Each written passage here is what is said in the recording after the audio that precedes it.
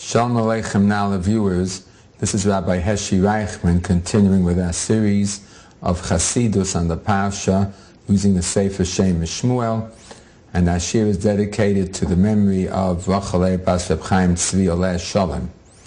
On Parshas Chayei we have the huge discussion of the marriage, the search for the wife of Yitzchak, Rivka, and of course their subsequent marriage.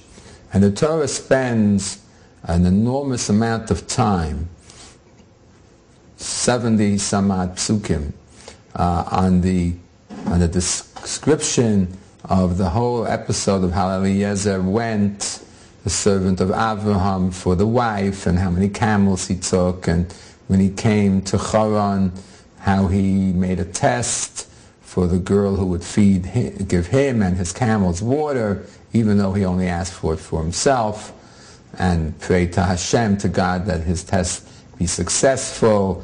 And it was. Rivka came and she gave water to all 10 of his camels, even though she was never asked to do that, and it turned out she's from Avraham Avinu's family.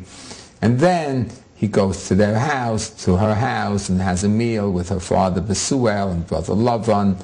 And again he recounts to them in the Chumash the whole story of how Avraham is looking for a wife for his son Yitzchak, and Avraham is a very wealthy man, and Yitzchak is an unusually wonderful person, and he describes again the test and the prayer, and how Rivka passed that particular test, and he wants an answer. And they say, well, maybe we'll wait a year. He says, no, I need an answer right away.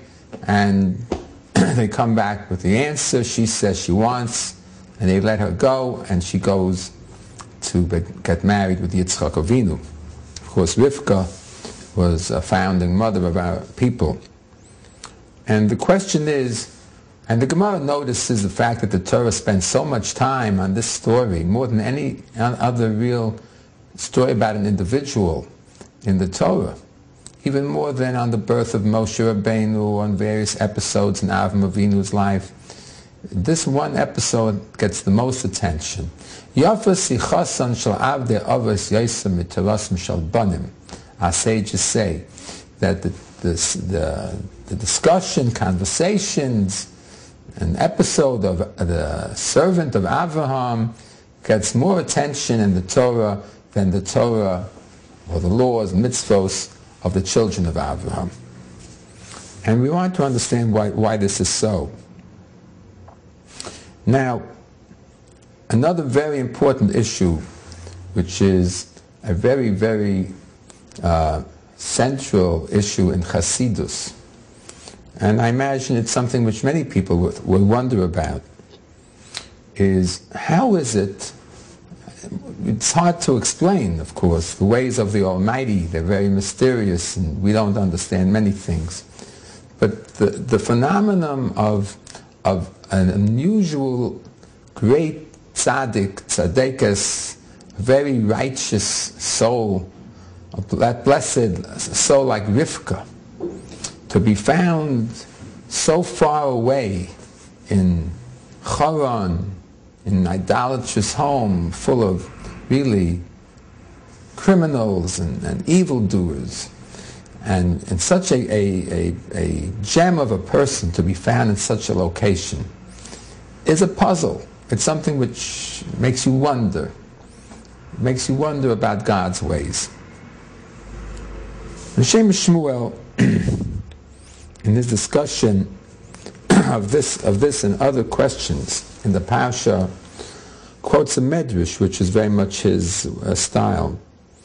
The medrash quotes another pasuk, where the pasuk in the Tanakh writes, Knan biyodo moznei mirma la'ashok ohev, that Knan has in his hands tricky or false scales with which to steal a beloved one. It's a very enigmatic and puzzling verse. So the Medrash says, Knan's Eliezer. This refers to Eliezer. Biyado mozne mirma.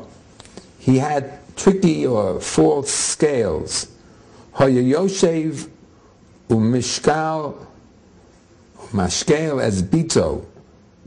He was thinking about his own daughter. He was weighing the question of his own daughter as being fit or not fit to marry Yitzchak. La'ashok ohev, la'ashok ahuba shel olam ze Yitzchak, in order to capture the beloved of